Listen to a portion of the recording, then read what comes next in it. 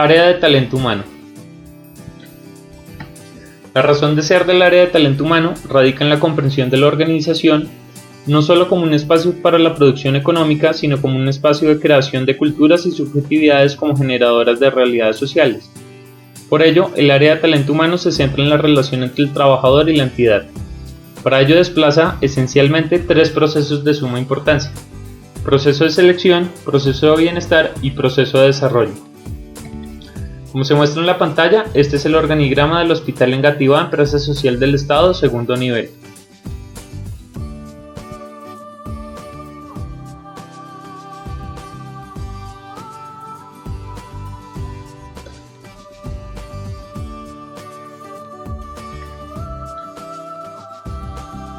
Ahora bien, todo personal que labora en la entidad es un servidor público o trabajador público, quien es toda persona que trabaja para la administración pública.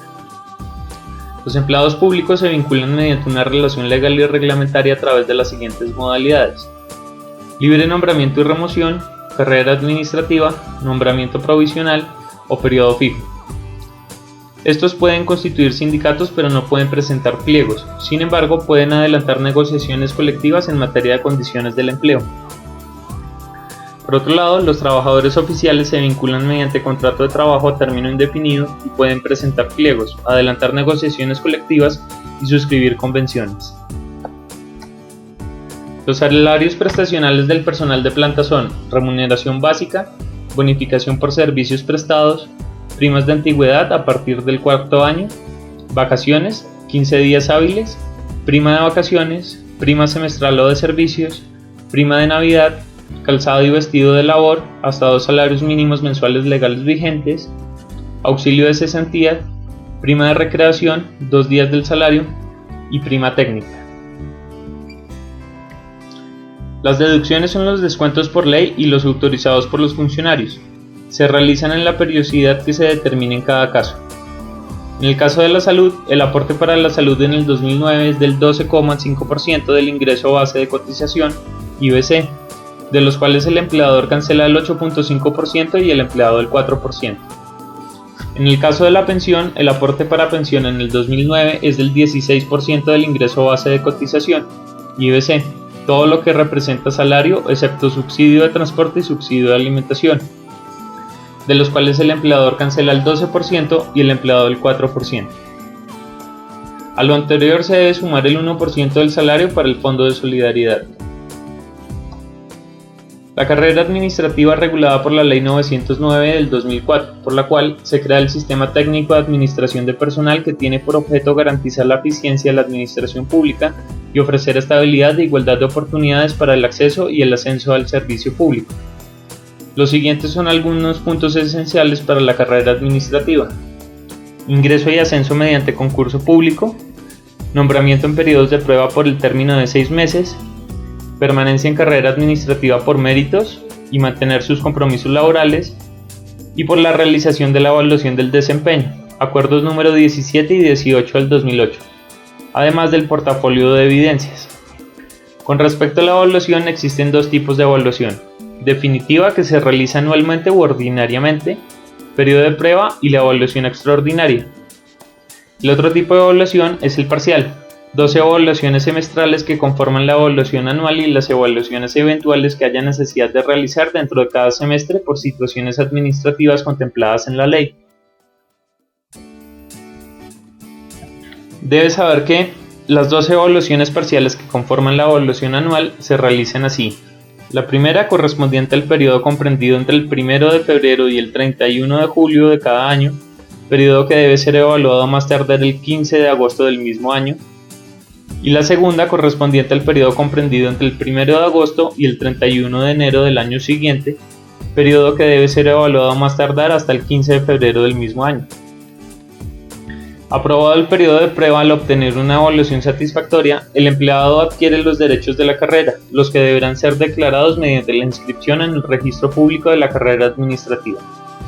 De no tener calificación satisfactoria del periodo de prueba, el nombramiento del empleador será declarado insubsistente.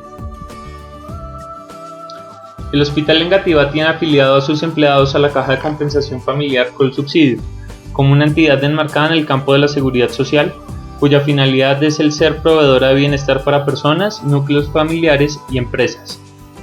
Colsubsidio, como entidad enmarcada en el campo de la seguridad social, facilita a sus afiliados, a través de los planes de bienestar, un amplio portafolio de servicios que le permite, mediante su utilización empresarial e individual, generar condiciones que favorecen el desarrollo personal y laboral de sus trabajadores y grupo familiar. Para afiliarse a la caja de compensación, el nuevo empleado debe llenar un formulario de inscripción que le es facilitado en el área de talento humano. 15 días después le es entregado su carnet de afiliación, mediante el cual puede acceder a créditos educativos, de vivienda y de libre inversión, participar de cursos de educación no formal, hacer uso de centros recreativos y vacacionales, así como también se le hace entrega del subsidio de escolaridad, siempre y cuando el sueldo devengado no supere los 4 salarios mínimos legales vigentes. Si usted fue contratado en el hospital Engativá, una vez haya realizado el debido proceso de selección, usted tiene una vinculación laboral con el hospital según un contrato por prestación de servicios, en el cual una persona natural es quien presta un servicio a la entidad, mas no existe relación empleado-empleador. En este tipo de contratación, la persona debe asumir gastos de seguridad social, EPS, fondo de pensiones y ARL como mínimo sobre el 40% del valor del contrato, que en ningún caso puede ser inferior al salario mínimo mensual legal vigente. Para que se realice su pago correspondiente, deberá radicar su número de cuenta bancaria en tesorería. Por otro lado, se considera personal en misión aquellas personas que tienen vínculo laboral con una empresa que suministra empleados en misión, con la cual contrata el hospital la prestación del servicio. En nuestro modelo de cultura organizacional, esperamos de nuestros funcionarios vocación de servicio, establecer empatía con el usuario, sus familias y la comunidad, amabilidad, respeto y tolerancia, resultados orientados al usuario, resolución de problemas, trabajo en equipo e interdisciplinario, sentido de pertenencia y cuidado por la entidad. Los objetivos del área son generar dinámicas que busquen atraer, mantener y desarrollar el talento humano con el fin de cumplir objetivos estratégicos, misión y visión de la entidad, captar el mejor talento humano del mercado laboral, gestionar espacios, actividades y convenios que generen bienestar en los colaboradores, gestionar acciones administrativas para la permanencia del talento humano en el hospital y propiciar dinámicas de cambio de cultura organizacional. Para el pleno desarrollo del área de talento humano, realizamos un conjunto de acciones en materia de vinculación y retiro, nómina, salud ocupacional, bienestar, capacitación, desarrollo organizacional, gestión de la carrera administrativa y mejora continua, y asesoría en materia laboral jurídica. No olvides que Talento Humano está para apoyarte en el proceso de convertirnos en la entidad preferida por los usuarios, sus familias y la comunidad.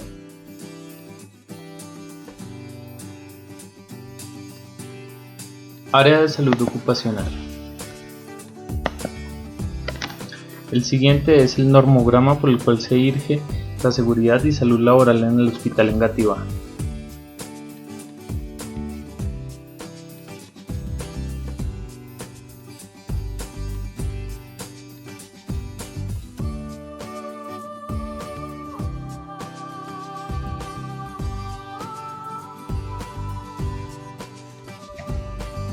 El Sistema General de Riesgos es el conjunto de entidades públicas y privadas, normas y procedimientos destinados a prevenir, proteger y atender a los trabajadores de los efectos de las enfermedades y accidentes que puedan ocurrirles con ocasión o como consecuencia del trabajo que desarrollan.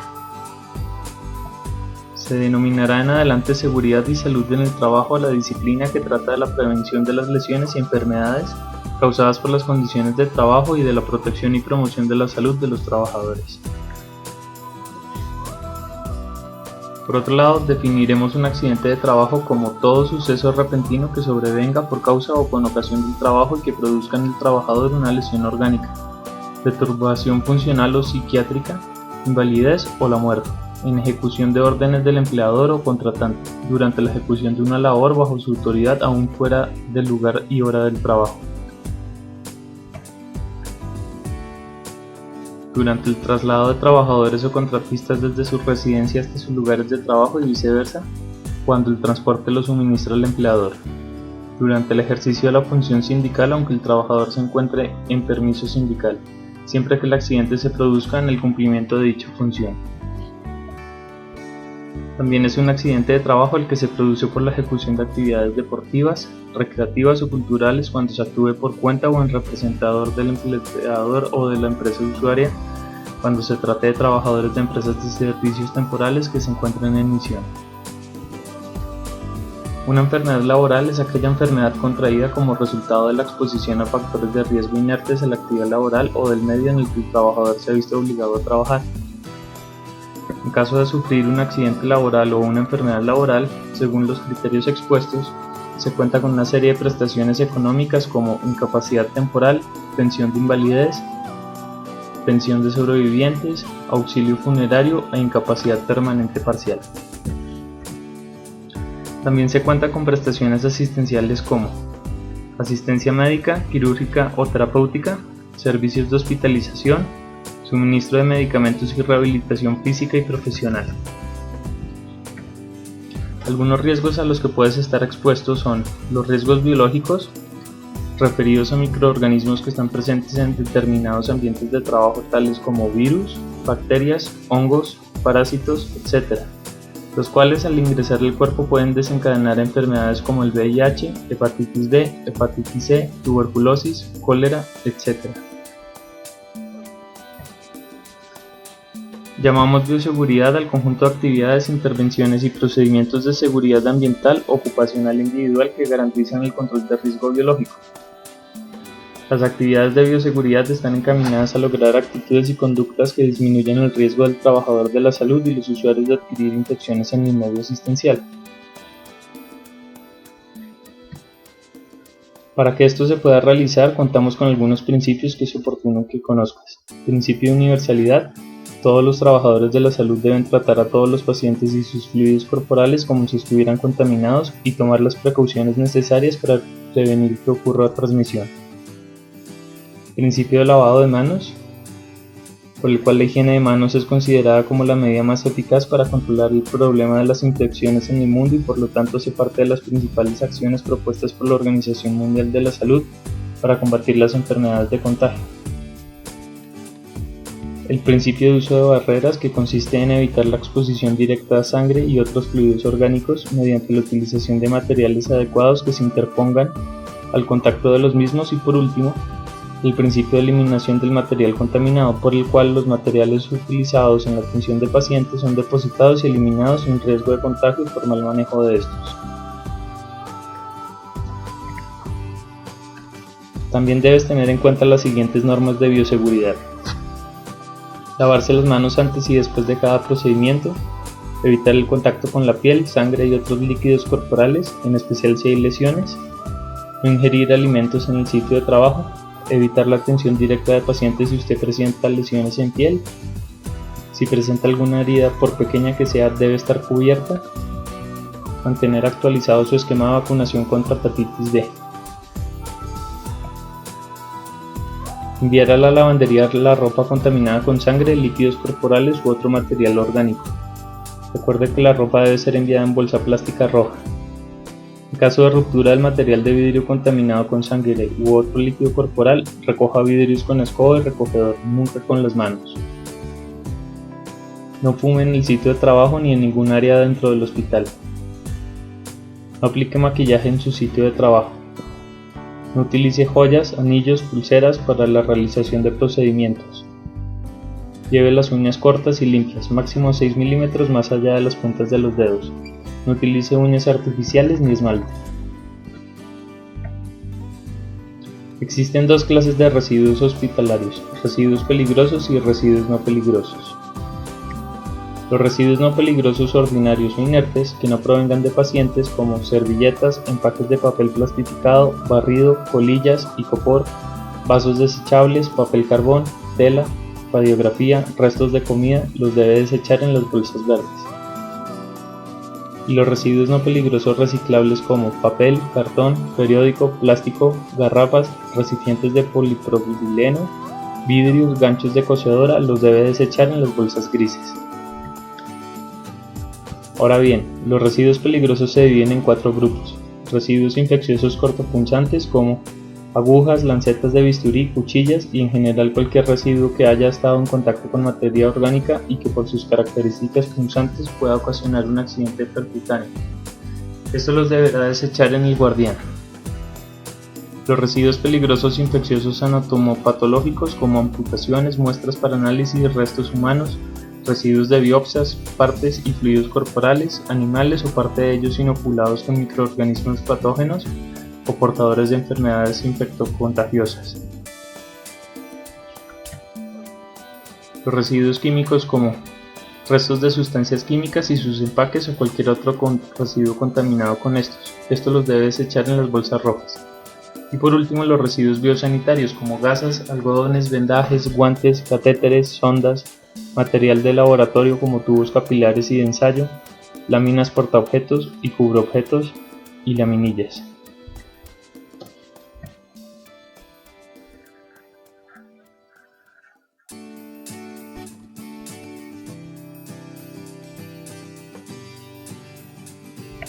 El guardián es un contenedor de color rojo con distintos orificios que permiten desechar agujas sin refundar, hojas de bisturí y laminillas de vidrio. Tiene un depósito máximo de hasta la tercera cuarta parte y no se debe desechar en este objetos cortopunzantes en bolsas de basura, cajas o contenedores que no sean resistentes a punciones. Con respecto a los objetos cortopunzantes, recuerde evitar tapar, doblar o quebrar agujas, láminas de bisturí y otros elementos cortopunzantes. Una vez utilizados, no los recapsule las agujas. Verificar que no van entre ropas que se envían a la lavandería. No tocar la aguja con las manos para retirarla de la jeringa ni reenfundarla para su desecho porque la mayoría de los accidentes ocurren durante esta maniobra. Por último, tenga en cuenta que la responsabilidad en el manejo adecuado de los objetos cortopunzantes es de quien los utiliza y segrega. Recuerde no dejar los elementos cortopunzantes pegados en los atriles, camas, insertados en los burotroles, abandonados por descuido en las mesas u otros sitios que representen riesgos para otros. Si no hay un recolector cerca, use un contenedor rígido, como una riñonera, para trasladar el elemento cortopunzante hacia el guardián. Solicite apoyo de otros compañeros de trabajo para el manejo de pacientes desorientados, psiquiátricos, de pediatría y cualquier otro paciente difícil que requiera procedimientos con elementos cortopunzantes. Los riesgos físicos, como el ruido superior a 70 decibeles, las vibraciones producidas por algunas herramientas manuales, la exposición a temperaturas extremas, falta o exceso de iluminación, radiaciones ionizantes como los rayos o las radiaciones no ionizantes como las producidas por los computadores, son objeto de estudio de esta disciplina. Los riesgos biomecánicos como posturas corporales extremas, los movimientos repetitivos, el trabajo continuo en una misma actividad, la manipulación y transporte de cargas y los diseños de las herramientas de tu puesto de trabajo que pueden ocasionar daños en tu cuerpo o locomoción. Los riesgos psicosociales que se pueden encontrar en el trabajo monótono, el trabajo bajo presión, la carga de trabajo cualitativo o cuantitativo, la falta de conocimientos o habilidades y la complejidad de las tareas o funciones que deban realizar. Los riesgos mecánicos hacen referencia a los accidentes relacionados con la manipulación de camillas, sillas de rueda, balas de oxígeno, elementos cortantes, punzantes o contundentes, que puedan producir cortes, abrasiones, atrapamiento, aplastamiento, quemadura, asfixia o golpes corporales. Estos se encuentran relacionados con los riesgos locativos como muros, puertas, techos, escaleras, barandas y ventanas defectuosas o en mal estado, pisos, superficies lisas o irregulares, falta de orden y aseo, señalización y demarcación deficiente, inexistente o inadecuada. También debes tener cuidado con las altas o bajas tensiones eléctricas que puedan producir las torres eléctricas, los sistemas eléctricos, las máquinas, herramientas o instalaciones locativas que produzcan electricidad.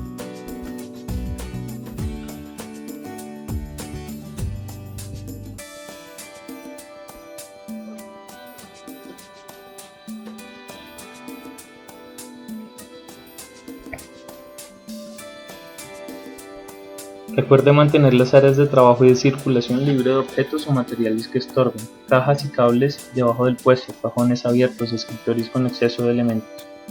Elimine lo innecesario y clasifique lo útil.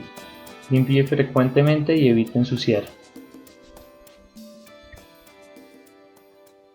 Por último se encuentran los riesgos públicos como el secuestro, la extorsión, los atentados, los atracos, los delitos internos y la violencia en el puesto de trabajo.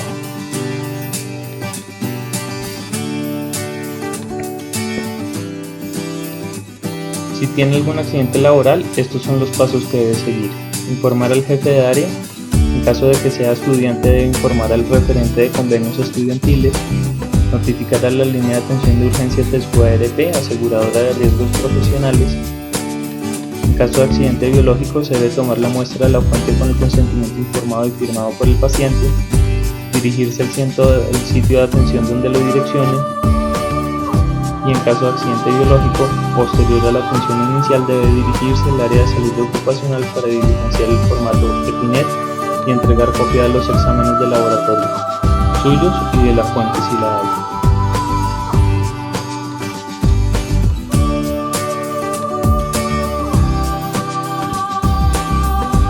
Área de gestión de comunidad en salud. El área de gestión en comunidad de salud ha sido definido entre la estructura funcional de la organización como uno de los macroprocesos estratégicos, conformado por dos componentes, a saber, el proceso de atención al usuario y el proceso de participación social. El componente de atención al usuario tiene a su cargo el abordaje inicial del usuario objetivo del hospital, con el fin de informarlo, orientarlo, educarlo y direccionarlo en temas como portafolio de servicios, rutas de acceso, aseguramiento, normatividad del sector, horarios, derechos y deberes en salud y garantía del servicio de salud como derecho fundamental. Para esto cuenta con un equipo de profesionales idóneo que, desde 7 puntos de atención, dan efectiva y oportuna respuesta a las necesidades de nuestros usuarios y sus familias. Este componente desarrolla, además, la administración del sistema de quejas y soluciones del hospital, la mediación del índice de satisfacción como indicador trazador para la institución y la identificación, intervención y seguimiento de todo tipo de problemáticas sociales que alteren las condiciones de vida y salud de nuestros usuarios y sus familias.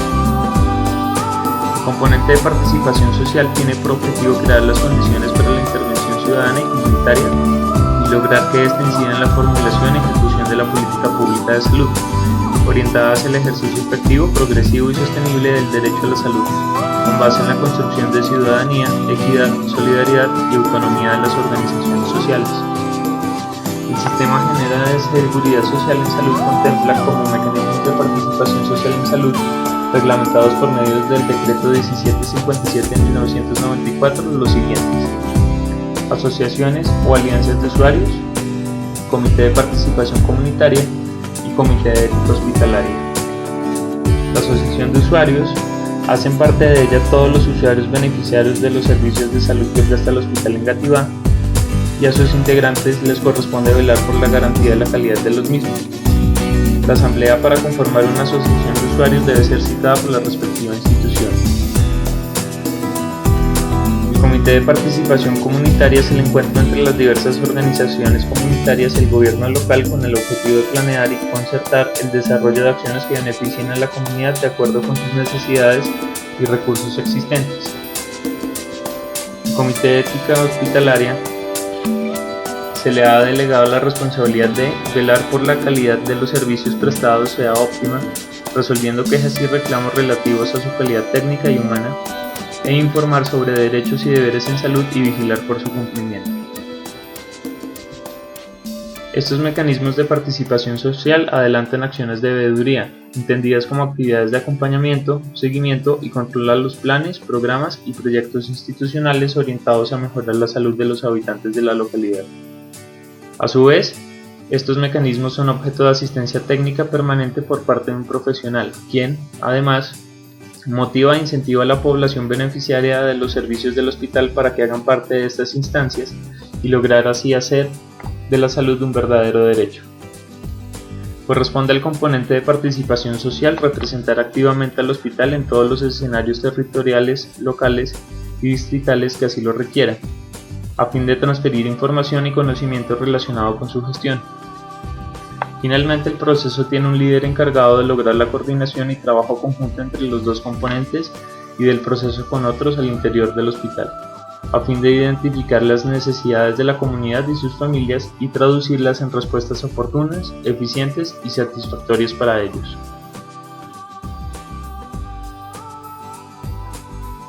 Oficina Jurídica.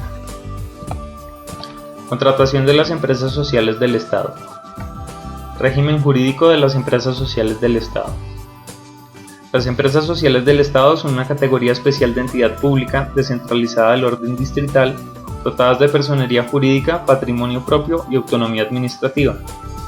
En materia contractual, la empresa social del Estado se rige por normas del derecho privado, pudiendo utilizar las cláusulas excepcionales previstas en el Estatuto General de Contratación Pública, tales como caducidad, terminación, modificación e interpretación unilateral del contrato. El acuerdo de la Junta Directiva número 18 del 2011 considera que el Manual Interno de Contratación es una herramienta para todos los servidores encargados de adelantar los procesos de la contratación pública en el hospital en las siguientes etapas: precontractual, contractual y postcontractual, fijando los parámetros y reglas para aquellas personas que se encuentran interesadas en conocer y participar de los procesos y procedimientos que rigen nuestra contratación. Asimismo, se establece que los documentos de soporte que debe llegar el contratista por OPS son: hoja de vida de la función pública, soportes de idoneidad, diplomas, certificados de estudios y laborales, etc., tarjeta profesional, formulario único, declaración juramentada de bienes y rentas, fotocopia cédula de ciudadanía, fotocopia de la libreta militar, registro único tributario RUT, registro de información tributaria RIT, certificado de antecedentes disciplinarios de la Procuraduría, expedición no mayor a 3 meses, certificado de antecedentes disciplinarios de la Personería, expedición no mayor a 3 meses, certificado de antecedentes fiscales de la Contraloría, boletín trimestral vigente, certificado de antecedentes judiciales de la Policía, expedición no mayor a 1 año, último recibo de pago de la planilla integrada de liquidación de aportes PILA, tarjeta de inscripción a la Secretaría Distrital de Salud para el personal asistencial y esquema de vacunación completo para la hepatitis B, también para el personal asistencial. Los procesos judiciales en las empresas sociales del Estado.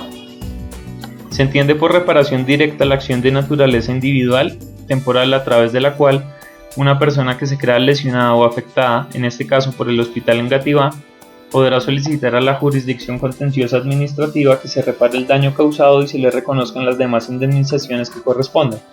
Se trata de una acción tendiente a indemnizar a las personas con ocasión de la responsabilidad extracontractual en que puede incurrir el Estado. Otro proceso judicial con respecto a los procesos laborales son los conflictos de trabajo, entendiéndose por estos las controversias que se suscitan en ocasión o con motivo de la formación, modificación o cumplimiento de las relaciones individuales o colectivas del trabajo. Un proceso de nulidad y restablecimiento del derecho es aquel a través del cual se busca que una persona que haya sido lesionada por un acto de la administración pueda solicitar en defensa de su interés particular ante la jurisdicción contenciosa administrativa la nulidad de ese acto y que se restablezca su derecho desconocido o menoscabado por la administración.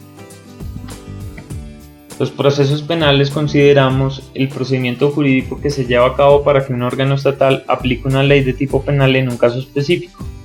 Las acciones desarrolladas en estos procesos están orientadas a la investigación, la identificación y el eventual castigo de aquellas conductas tipificadas como delitos por el Código Penal. Los derechos de petición en las empresas sociales del Estado. Un derecho de petición es un derecho que la Constitución Nacional en su artículo 23 ha concedido a los ciudadanos para que puedan presentar peticiones a las autoridades donde se les suministra información sobre situaciones de interés general y particular. Existen 3 tipos de peticiones: las quejas, los reclamos y las peticiones de información, que den a conocer cómo han actuado en un caso concreto, es decir, que permitan el acceso a documentos públicos que tienen en su poder, que expidan copia de documentos que reposan en una oficina pública o las consultas. Una petición se compone de 6 puntos: la designación de la autoridad a la que se dirigen, los nombres y apellidos completos del solicitante, el objeto de la petición, las razones en que se apoya, la relación de documentos que se acompañan y la firma del peticionario cuando fuera el caso. Las acciones de tutela en las empresas sociales del Estado.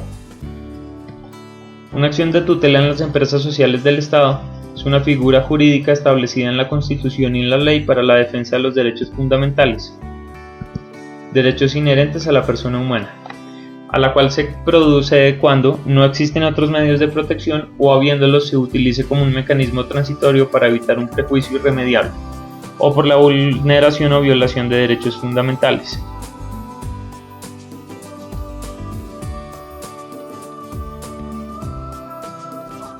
Oficina de Gestión Pública y Autocontrol. La Constitución Política de Colombia definió en su artículo 209 que la administración pública en todos sus órdenes debía tener un control interno y diseñar métodos y procedimientos para ello. Posteriormente, la Ley 87 de 1993, la Ley 489 de 1998 y diferentes decretos reglamentarios crearon y estructuraron el sistema de control interno para las entidades del Estado. Definieron los roles y responsabilidades. Y el último desarrollo importante fue el Decreto 1599 del 2005, mediante el cual se crea el Modelo Estándar de Control Interno (MESI). Entendemos por control interno todas las actividades, operaciones y actuaciones que deben cumplirse de acuerdo con las normas constitucionales y legales vigentes. Por eso el control interno es un sistema integrado por un esquema de organización, organigrama y manual de funciones, un esquema de verificación y evaluación, indicadores, controles y auditorías, unos planes y métodos, plan estratégico, plan gerencial y los POAs, y unos principios, normas y procedimientos, como el Código de Ética y los acuerdos de la Junta Directiva y el Manual de Procesos. En este orden de ideas se establecen tres principios en el modelo estándar de control interno. Un principio de autorregulación, por el cual se entienden todas las normas internas que se dictan en el hospital para reglamentar la gestión, acuerdos de la Junta Directiva, resoluciones de la gerencia, circulares internas, procesos, procedimientos, protocolos, guías, etc. Un principio de autogestión entendido como la capacidad del hospital para cumplir con las funciones que le han sido asignadas, entendiendo que es el equipo humano el que contribuye con su labor diaria a la realización de ese cometido institucional de garantizar y prever un adecuado servicio de salud a los usuarios en condiciones de dignidad y humanidad. Y un principio de autocontrol que como parte fundamental del sistema de control interno sugiere que todo el equipo humano que labora en el hospital revisa que su trabajo cumpla con los parámetros institucionales establecidos y toma los correctivos necesarios en caso de requerirse. El sistema de control interno se divide en tres subsistemas.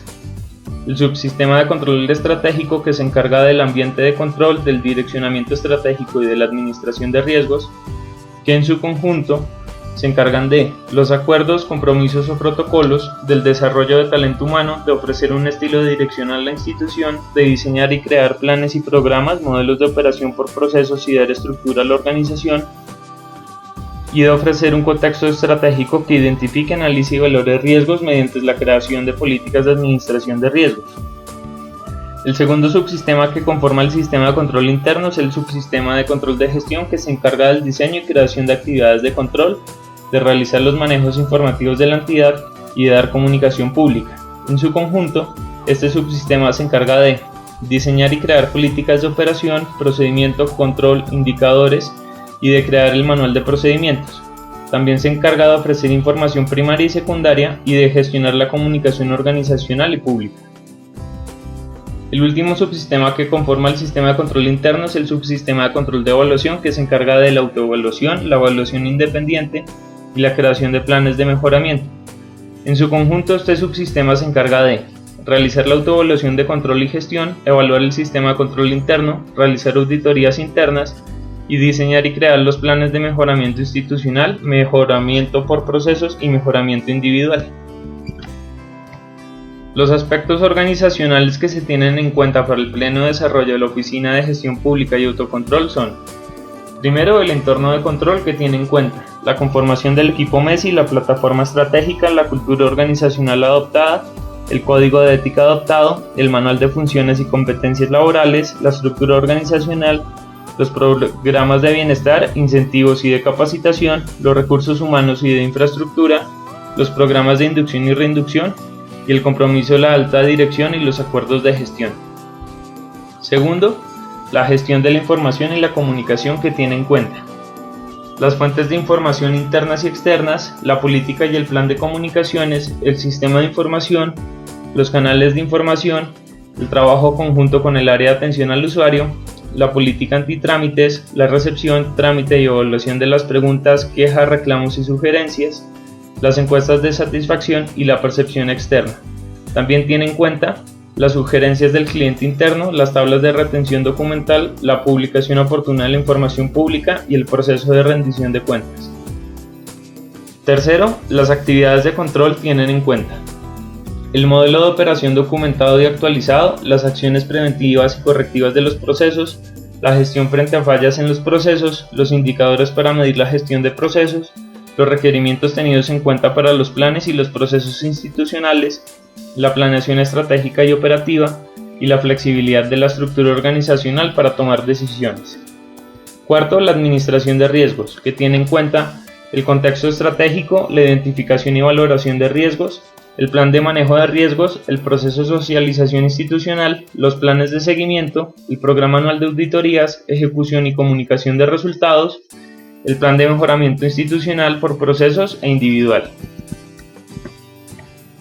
En este sentido, los objetivos del MESI son establecer aquellas acciones que permiten que el hospital cumpla con las funciones asignadas en la Constitución, la ley y demás normas establecidas por la Secretaría Distrital de Salud y la Superintendencia de Salud. Expedir las normas administrativas internas y de autorregulación. Diseñar los instrumentos que permitan verificar y evaluar el cumplimiento de las normas internas y externas. Promover acciones para fomentar la cultura de autocontrol teniendo presente los principios y valores institucionales. Adaptar sistemas de planeación que posibiliten el desarrollo institucional. Implementar estrategias encaminadas a optimizar el uso de los recursos y el control de los riesgos que pueden afectar el cumplimiento de la función asignada. Establecer mecanismos que permitan la mejora continua. Verificar que los recursos se utilicen apropiadamente. Generar información oportuna y confiable para todos los grupos de interés. Comunicar efectivamente a través de los diferentes medios de comunicación. Evaluar mediante mecanismos y procedimientos para hacer seguimiento a la gestión y evaluar el control interno. Llevar a cabo la función de evaluación independiente, fomentar e impulsar el mejoramiento continuo, utilizar mecanismos que permitan la generación de información para la toma de decisiones y la producción de reportes requeridos por los órganos de control y los diferentes grupos de interés, y adquirir información veraz para una efectiva rendición de cuentas públicas a la ciudadanía. En estos términos, y para el pleno desarrollo de este área, la alta dirección es responsable de la implementación del MESI. El área de planeación es responsable de representar la alta dirección. El área de gestión pública y autocontrol es responsable de la evaluación independiente. Y el equipo humano del hospital es responsable de integrar y ejecutar el sistema de control interno. Así pues, su rol en el hospital en Gativá y su sistema de control interno consiste en conocer su estructura, su misión y su visión, aplicar los principios y valores contenidos en el Código de Ética, participar en los procesos de inducción y reinducción, inscribirse y asistir a las capacitaciones y los programas de bienestar, informar oportunamente las novedades que tenga como incapacidades, permisos o calamidades, ejecutar la labor encomendada con responsabilidad, cumplir con las metas institucionales fijadas en los POAS, aplicar mecanismos de control para prevenir riesgos, consultar y aplicar los procedimientos, protocolos, guías y directrices internas, salvaguardar los bienes y documentos que le han sido entregados, registrar con oportunidad y veracidad en los sistemas de información la información manejada, atender con dignidad y humanidad a todos los usuarios que llegan o se comunican con el hospital, apropiarse de los medios de comunicación institucionales para conocer mejor la gestión del hospital y ser multiplicador de la misma, conocer y participar activamente en los procesos institucionales de acreditación, saneamiento fiscal y financiero e implementación del sistema integrado de gestión, revisar periódicamente los resultados obtenidos en su labor y aplicar correctivos, ejecutar acciones de mejoramiento y evaluar si han sido efectivas, y alertar a la administración sobre falencias que se estén presentando. Por otro lado, los roles de la Oficina de Gestión Pública y Autocontrol son evaluar los aspectos internos y externos que pueden representar amenaza en la consecución de los objetivos organizacionales y establecer conexiones efectivas representadas en actividades de control, encargarse del proceso auditor que permite evaluar de manera independiente los procesos institucionales, la gestión y resultados obtenidos por el hospital durante un periodo de tiempo determinado. A partir de este proceso se generan planes de mejoramiento encaminados a fortalecer el sistema de control interno y eliminar las causas que afectan los resultados. Adelantar procesos de sensibilización, capacitación y divulgación encaminados a que todos los servidores públicos se evalúen, detecten desviaciones, efectúen correctivos frente a su trabajo, para así garantizar el ejercicio de una función administrativa transparente y eficaz. Dar orientación a la técnica con el fin de generar valor organizacional en la oportuna toma de decisiones basadas en la evaluación de posibles alternativas de solución a una problemática dada, advirtiendo la posible ocurrencia de hechos o actos no deseados, generando confianza institucional para lograr el fortalecimiento del sistema de control interno y facilitar los requerimientos de los organismos de control externo y la coordinación de los informes de la entidad, verificándose de esta manera el rol de facilitar al interior y al exterior el flujo de información de la entidad.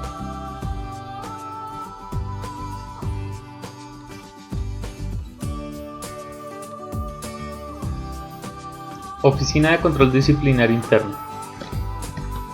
El mandato contenido en el artículo 76 de la Ley 734 del 2002 indica que corresponde a las oficinas de control disciplinario interno y a los funcionarios con potestad disciplinaria conocer de los asuntos disciplinarios contra los servidores públicos de sus dependencias.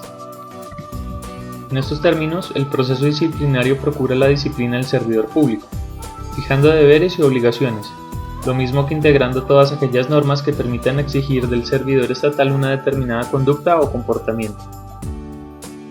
Entonces el Estado busca garantizar el cabal cumplimiento de sus fines esenciales, imponiendo las normas y deberes que dictan su disciplina como presupuesto y requisito para la operatividad y eficacia tanto del Estado como de la entidad. Las acciones que desplaza la Oficina de Control Disciplinario se relacionan con aspectos pedagógicos y de prevención, con la evitación de la incursión en falta disciplinaria, esto es, el incumplimiento de algún deber. Para decirlo de modo general, genera un proceso disciplinario que puede concluir con la imposición de una sanción, por lo tanto se ejerce en pleno derecho una función coercitiva. Por lo tanto, es potestad sancionadora la que se concreta cuando luego de un proceso disciplinario se declara la responsabilidad de un servidor público, y tal declaratoria está acompañada de una sanción o correctivo disciplinario. Área Convenios, Docencia y Servicios. Si eres estudiante y estás realizando una práctica académica con el Hospital Engativá, te sugerimos que revises algunas leyes y decretos que son importantes tener en cuenta mientras realizas tus prácticas de pregrado o posgrado en el hospital. Ley 100 de 1993, Ley 269 de 1996, Decreto 190 de 1996, Ley 812 del 2003, Acuerdo 3 del 2003, Ley 1064 del 2006, Ley 1164 del 2007, Ley 1188 del 2008, Acuerdo 01 del 2008, Acuerdo 034 del 2008, Decreto 1295 del 2010 y Decreto 2376 del 2010. En calidad de estudiante cuentas con los siguientes derechos: recibir inducción general y específica del área, conocer con anterioridad el reglamento, ser dirigido por docentes asignados, a ser escuchado y orientado, a ser evaluado y a recibir un trato respetuoso, a realizar procedimientos con supervisión, a conocer las guías, los protocolos y los procesos del hospital, que se respete su carga académica dentro del número de horas establecidas y a ser escuchado y a exponer su punto de vista. Por el otro lado, los deberes a los que está sujeto en calidad de estudiante son: respeto y buen uso de las instalaciones, asistir a las inducciones, reconocer la organización interna y respetarla, conocer, entender y adoptar estándares de calidad SOGC, Sistema Obligatorio de Garantía de Calidad, trato respetuoso y amable, acatar el código de ética, guardar compostura y reserva en la atención a la salud y procesos conexos, y aportar el carnet del hospital en un lugar visible. A conocer y acatar las guías, los protocolos y los reglamentos, tramitar permisos y cambios con anticipación, con visto bueno del coordinador de la rotación en la oficina de convenios, docencia y servicios, usar elementos de protección de acuerdo al servicio, cumplir con normas de circulación, no fumar ni consumir bebidas alcohólicas o psicoactivas, guardar normas básicas de presentación personal, no consumir alimentos o ingerir bebidas de ampularia hospitalaria ni quirúrgica. Las faltas en las que puede incurrir mientras está en la realización de su práctica son incluir los deberes del reglamento, atentar contra las normas de ética médica, faltar o abandonar injustamente la práctica, cometer fraude en el desarrollo de las actividades, irrespetar al paciente, a su autonomía y al secreto profesional, incumplimiento reiterado del horario establecido y causar daños de manera voluntaria a recursos físicos de la institución. Las faltas que llevan a la suspensión inmediata de la práctica son reincidir por tercera vez en inasistencia no justificada, tercer retardo injustificado a la hora de ingreso, faltar el respeto al paciente, a su autonomía y al secreto profesional, faltar el respeto a sus profesores, compañeros o funcionarios del hospital, no aplicar los protocolos, los procesos y las normas institucionales y a manejar inadecuadamente la historia clínica. Las faltas que llevan a la cancelación de la práctica son el cobro por su actividad de los pacientes, el hurto de elementos dentro del hospital, los daños materiales ocasionados voluntariamente al hospital y su infraestructura o elementos y equipos, cualquier delito tipificado en la legislación. Área de epidemiología. El marco normativo que constituye el área de epidemiología es el siguiente: Ley 100 de 1993, Resolución 412 del 2000, Decreto 3518 del 2006 y el Plan Decenal de Salud Pública 2012-2021. La epidemiología consiste en el estudio de la distribución y de los determinantes de los estados o fenómenos relacionados con la salud en poblaciones específicas y la aplicación de este estudio a la prevención y control de los problemas sanitarios. En este sentido, el flujo de la información comienza localmente, municipalmente, departamentalmente, nacionalmente y por último, internacionalmente. Según el Decreto 3518 del 2006, los eventos de interés en salud pública son considerados por el Ministerio de la Protección Social como importantes o trascendentes para la salud colectiva, teniendo en cuenta criterios de frecuencia, gravedad, comportamiento epidemiológico, posibilidades de prevención, costo de actividad de las intervenciones de interés público y que además requieran ser enfrentados con medidas de salud pública. Para ello se comprende que el proceso que se emprende en el área de epidemiología consiste en la clasificación de las enfermedades, su erradicación y su eliminación, aportando así al control nacional e internacional de las mismas. Los eventos de erradicación son los eventos cuya reducción es permanente a cero en la incidencia mundial de la infección causada por un agente específico, como resultado de esfuerzos deliberados. Las medidas de intervención ya no son necesarias. De igual manera, el agente causal no se encuentra en circulación.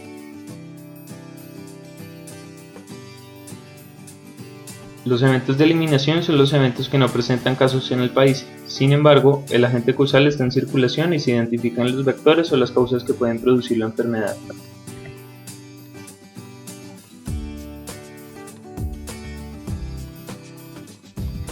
Los eventos de control nacional son los eventos que, por su comportamiento, se vigilan en Colombia, ya que la frecuencia de presentación es igual o mayor a la esperada. Se busca entonces reducir la incidencia de los eventos.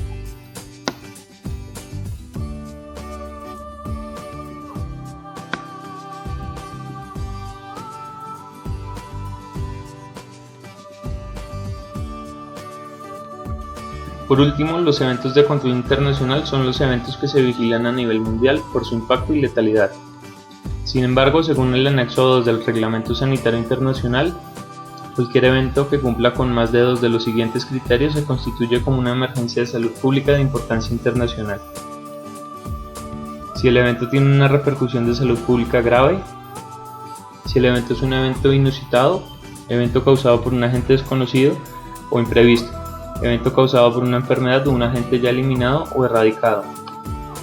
Si existe un riesgo significativo de propagación internacional y si existe un riesgo significativo de restricciones internacionales a los viajes o al comercio.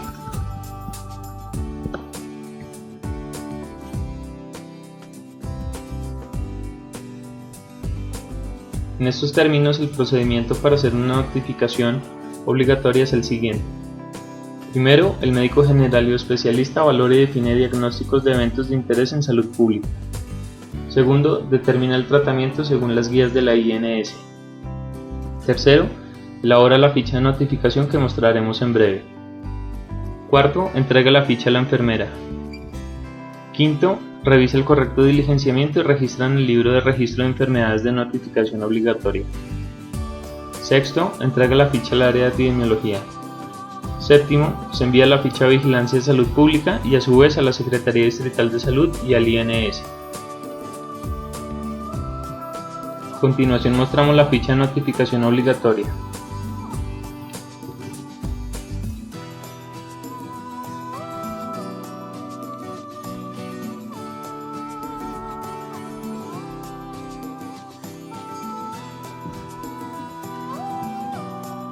Con respecto a las infecciones asociadas a la atención en la salud, se desplazan tres líneas de intervención que tienen que ver con la gestión de calidad para promover la gestión de condiciones que minimicen el riesgo de las infecciones intrahospitalarias en la prestación de los servicios, vigilancia epidemiológica de las infecciones intrahospitalarias para fortalecer el sistema de vigilancia epidemiológica en la red de aseguradoras y prestadores, y el uso prudente de antibióticos a partir de la vigilancia a la resistencia antimicrobiana.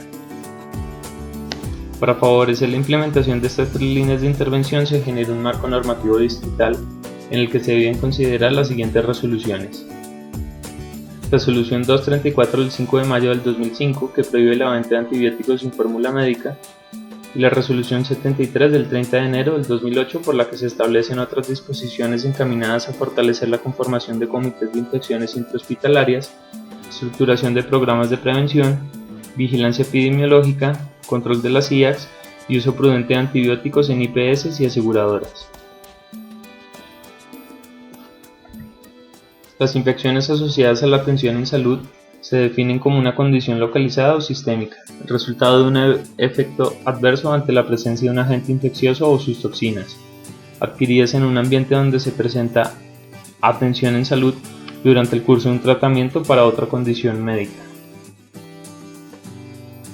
Hablamos de las infecciones asociadas a la atención en salud si un paciente presenta signos y síntomas de una infección después de las primeras 48 horas de hospitalización. Incluye las infecciones adquiridas en centros de atención ambulatoria o de primer nivel. Los trabajadores de la salud y visitantes pueden también adquirir IACS. Existen algunos factores de riesgo como la edad, el estado de inmunidad, la enfermedad subyacente, la gravedad de la patología, la complejidad del tratamiento y si se requieren o no procedimientos invasivos. Dentro de las infecciones intrahospitalarias más comunes encontramos las infecciones de vías respiratorias superiores e inferiores, infección vascular o venosa central, infección asociada al catéter localizada, infección asociada a catéter sistémica, bacteriemia, sepsis clínica, endocarditis, conjuntivitis, infección en vías urinarias y onkalitis en los recién nacidos.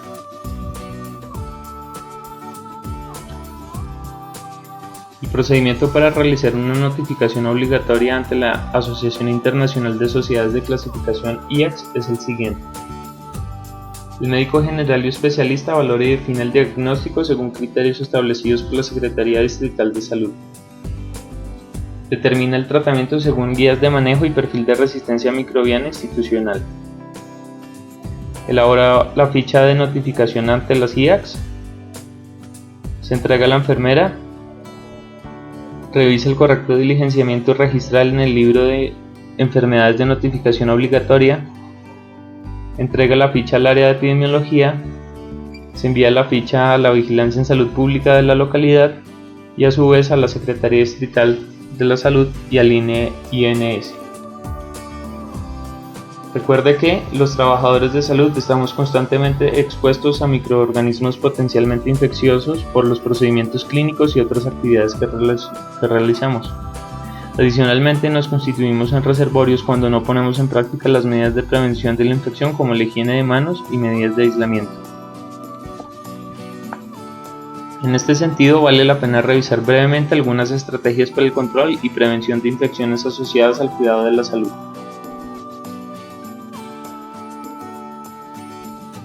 Tenga en cuenta los 5 momentos definidos por la Organización Mundial de la Salud.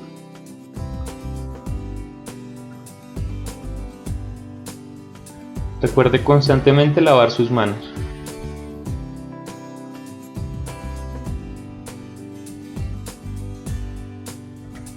Y tenga en cuenta que si es necesario aislar a los pacientes, debe hacerse.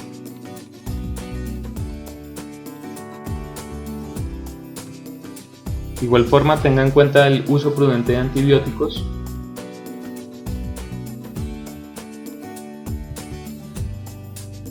Y recuerde la importancia de los procesos de limpieza y desinfección, los cuales se dividen en rutinarios y terminales.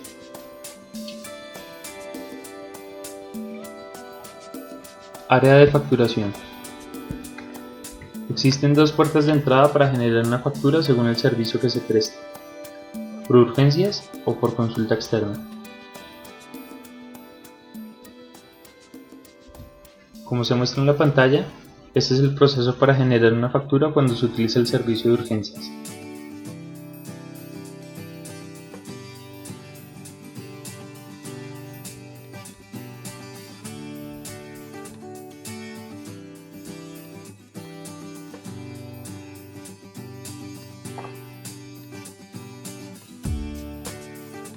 Y este cuando se utiliza el servicio de consulta externa.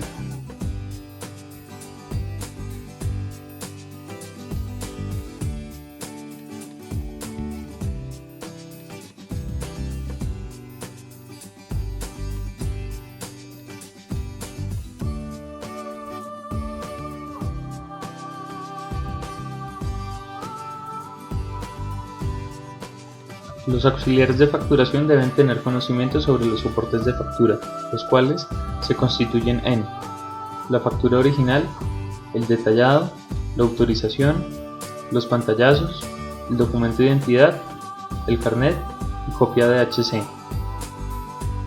Recuerde que las facturas de capitación no requieren ningún soporte. Ahora bien, las funciones del auxiliar de facturación consisten en la asignación de citas tanto en consulta externa como los postquirúrgicos, la revisión de la documentación, la revisión de las bases de datos, comprobador de derechos, cápita, POSIGA, DNP y Secretaría de Educación.